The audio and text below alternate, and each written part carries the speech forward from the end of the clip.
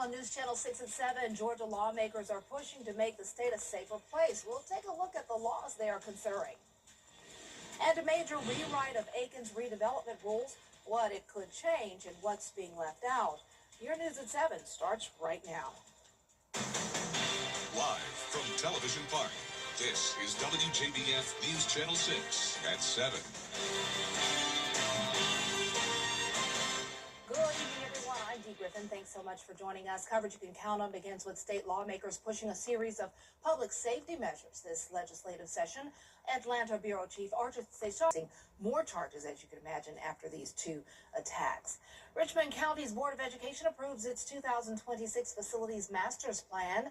In the 2026-2027 school year, Barton Chapel Elementary and Glen Hills Elementary schools will merge, and they will be located on the Glen Hills campus until the new Barton Chapel school is built. Jenkins White Elementary will close. Murphy Middle School students will be attending various other middle schools. Also in the next school year, T.W. Josie Comprehensive High School will temporarily close for rebuilding. The Josie School Zone will remain active with all operations transitioning to the Murphy School campus. Great thing about this new College and Career Academy is that it is defined by the community, for the community in Richmond County, and for the Augusta community as a whole. So you choose a career pathway that drives you towards entrepreneurship, employment, enlistment, or enrollment. This transition begins in the 2026-2027 school year. Tut Middle School will close at the end of this school year. It will be consolidated into Tut Langford Middle School during the 2026-2027 school year and located on Walton Way. Well, the Richmond County School System has announced a change in the academic calendar. Now, due to weather-related school closures, there will be an in-person learning day on Friday, April 3rd. Originally, it was an asynchronous learning day. Now it's in person. That means students will go to school, to the school building on Friday, April 3rd. All students will report to school on a normal schedule on Friday, April 3rd. Wanted to get that out there. So just in case parents are making some plans, just know that school is open in person on Friday, April 3rd. Well, it's time now for a first look at our weather with Chief Meteorologist Jenna Petracci. And I know we're counting down to April because it'll be nicer weather, but today wasn't too bad. Yeah, it's really feeling like spring already. Of course, we had the cold snap today and yesterday, but we were warm last week, and to start the weekend, and those warmer temperatures are coming our way very soon again. But right now on our Terry Lambert Hyundai Skyview cam in Thompson, Georgia, it's a nice dry night. It is becoming a bit cloudy out there, but earlier today we had plenty of sunshine, and it felt pretty decent out there with the sun beating down. We made it to a high of 52 degrees, still well below average. And then this morning, check out that low, 24 this morning in Augusta. That was actually just 5 degrees shy of tying our record set back in 1901. Now, current temperatures are in the 40s, some of us even in the 50s, like Thompson and Evans. But Augusta, you're at 45. Aiken, you're at 42 degrees. Wrightsville at 51 and 49 in Edgefield. Very dry out there with dew points in the teens and 20s, and winds are coming in light out of the south, just around 5 to 7 miles per hour. And for the rest of your evening, we're going to continue to see this cloud cover push in, and you can see temperatures will be getting chilly, upper 30s by 9 p.m. I'll have more details on your forecast coming up. Back to you, Dee. All right, thanks so much. Well, the push is on to help families still recovering from Hurricane Helene. Former Augusta Mayor Deke Copenhaver has been leading the efforts with Mennonite and Christian Disaster Services to rebuild homes across Augusta. But he says now they're needing help. The Long-Term Recovery Committee got a $1 million grant from the Community Foundation last year to purchase supplies, but now those funds are running out. Copenhaver is now asking for the community's help. I'm going to go to Miami and say, well, look, we don't need a high-paid CEO. We don't need to set up another bureaucracy. All we're asking is for people to contribute to purchase supplies so that we can continue helping the least of these in our community, because it's underinsured and uninsured people. Mennonite Disaster Services will continue their work through March, while Christian Disaster Services will be wrapping up at the beginning of April. To find out how to donate to this great cause, go to WJBF.com. A second charter review town hall is underway. The meeting is to get the community's input on the plan before it heads to the state legislature. The session ends in April, so any changes can go before voters in November. We didn't have a clear plan when this process started. We were just kind of all over the place, and now here we are at the end rushing. Well, I'd like to see it on the ballot, yes, this year for sure, but we've got to have the completed document in our hand. And we'll have more from the meeting tonight at 11. Aiken is taking a hard look at how and where growth happens. City leaders just reviewed early recommendations for a major rewrite of the city's zoning rules. Aiken Bureau Chief Sean Cabbage-Stock has more. This is the groundwork for the Unified Development Ordinance, merging zoning and land use rules into one playbook. City leaders say it's about clarity, consistency, and predictability as Aiken grows. And this is what I view as a generational document. The 50-page report comes from Houseo Levine, a planning firm. The goal, one unified rule book. They recommended combining our existing land development regulations and our zoning ordinance into a unified development ordinance, or UDO, which is sort of a more holistic document. The scope is wide, from zoning request to building materials to how development looks across the city. It can be anything from criteria for rezoning of property to standards for facades of properties. What noticeable change was not included. Historic and Old Aiken overlays were pulled from this draft. We think our historic and Old Aiken overlay is a very unique and special part of Aiken, so it deserves, I think, special attention paid to it. The ordinance also encourages new housing without changing neighborhood character. Lot sizes, zoning use, and infill development are addressed together. The goal is growth where it fits, without disruption. An open house is set for March 18th at the Municipal Building, and this is just so folks can take a look at the preliminary recommendations. In Aiken, I'm Aiken Bureau Chief Sean Cabbage-Stock, WJBF News Channel 6. Coming up, a quadruple murder trial continues in the upstate. We'll hear from family members of the victims when we return. Good evening, I'm Carol Blackman with your Cast 3, Cast 4, and Georgia 5. We had a really cold start to our Monday morning, but we are warming up this week starting tomorrow. We're also going to see more cloud cover along with some windy conditions, and then eventually rain Thursday and Friday with even a few storms possible. I'll break down all the details when we return. I'm Rick Jackson.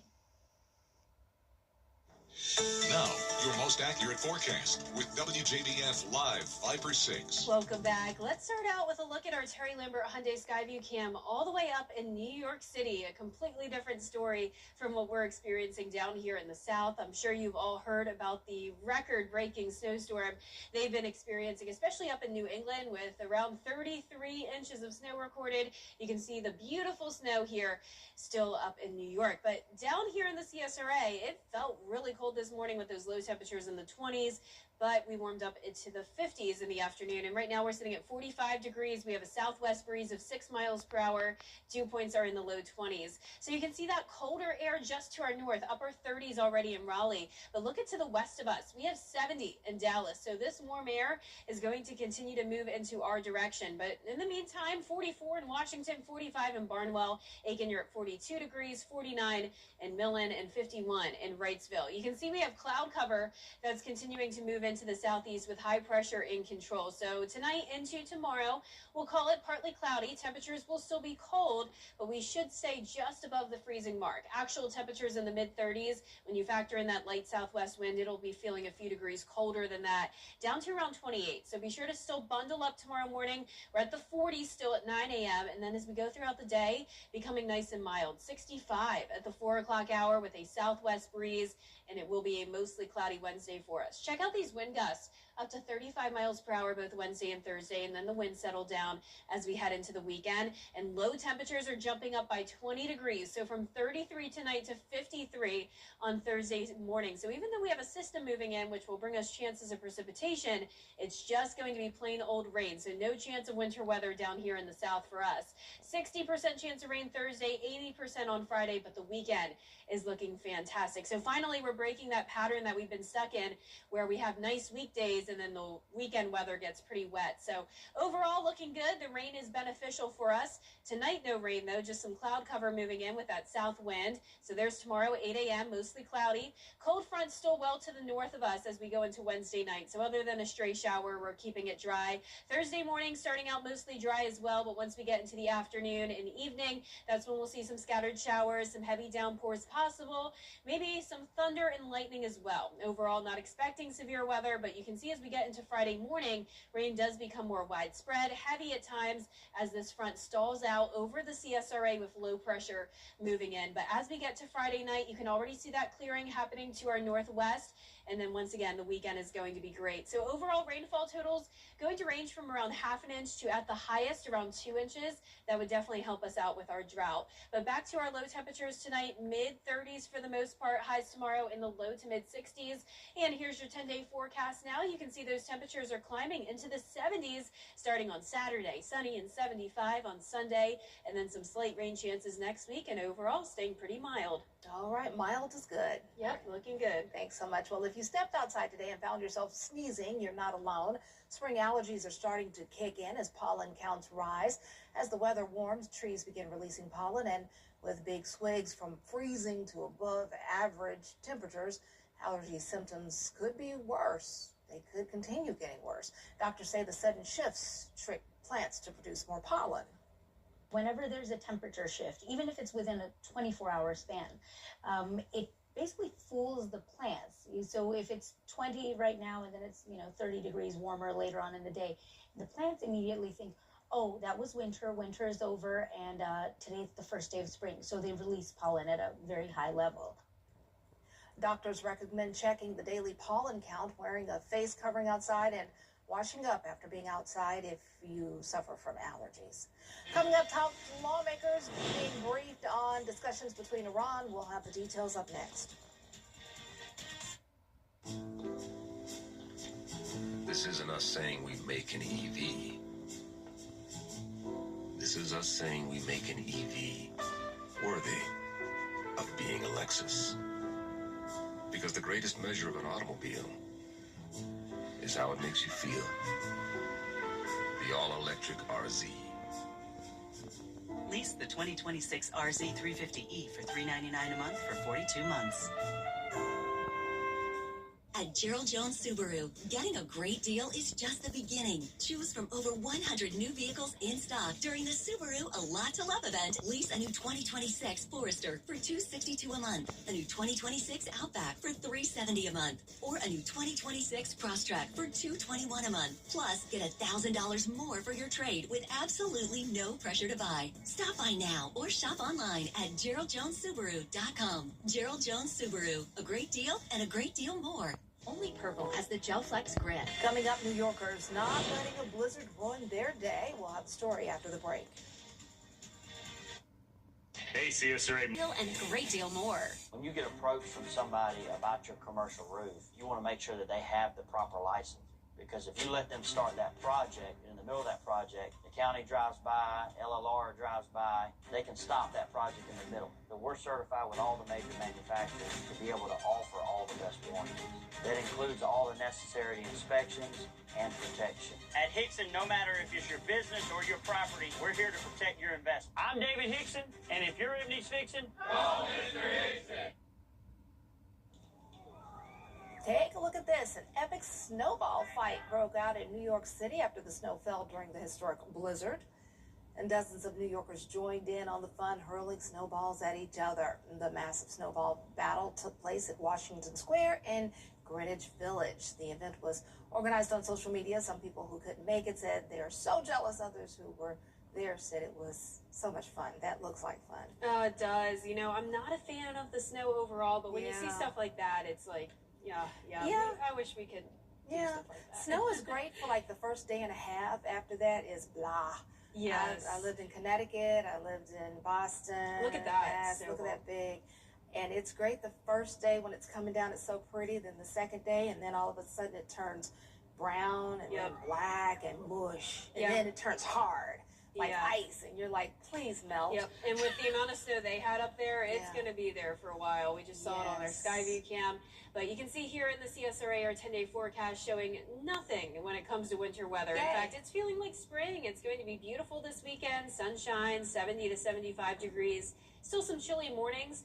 We'll also have some rain Thursday and Friday, and then some slight rain chances into next week as well. And it's looking like it's going to be pretty warm, at least through March 10th, Dee.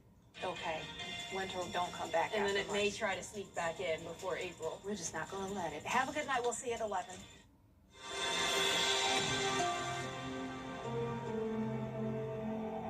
Gerald Jones Honda wants to buy your car, and we've made it easy to get our largest offer yet. Scan the QR code on the screen to visit weoverpay.com and get an offer your way.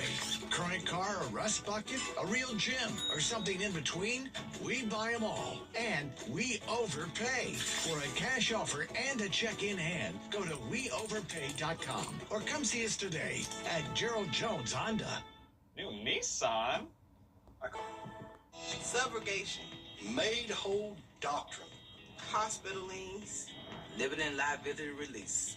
I had no idea what any of that meant to my case, but Austin did. That's why you need the Augusta guy. If you've been in a car accident, call me. I'll handle big insurance so you can focus on getting better and getting your life back. Call Austin Jackson, the Augusta guy, 706-724-7224. Georgia is Trump.